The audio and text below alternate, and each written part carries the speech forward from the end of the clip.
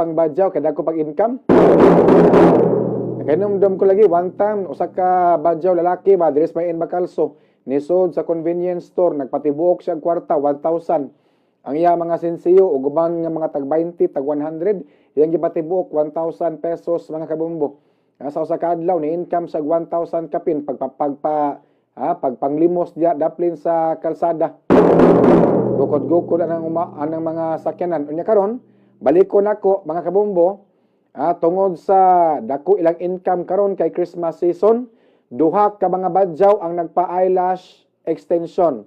So nag-viral karon ang duha ka mga babae nga badyaw nagpamper sa ilang kaugalingon human sa grabe ka stressful sa pagsigig pangayo og kwarta sa kadalanan, pagsigi og panglimos. Hinungdan nga ilapon girewardan ang ilang kaugalingon pinaagi sa pagpa-eyelash extension.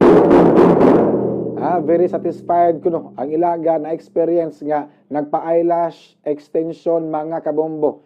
Unya nagplano na pod sila nga sunod semana magparibanda na pod sila mga kabombo. Matod pa sa report nga basa buwan sa Disyembre paingon sa January mo income kuno sa usa ka adlaw tag 3,000 ngadto sa tag 5,000 kapin sa usa ka adlaw kining maong mga badyaw kay magsigig panglimos mga kabombo. Masigig sunod-sunod ang mga tao nya digid mohawa hangtod nga di matagaan og sensiyo. Buntag magsugod og panglimos hangtod na gabi di makatigom-tigom gyud. Unya mao nang nagpagwapa ang duha ka mga badyaw nagpa-eyelash extension. Unya matod pa sa report sunod semana magpariband na pod sila mga kabombo.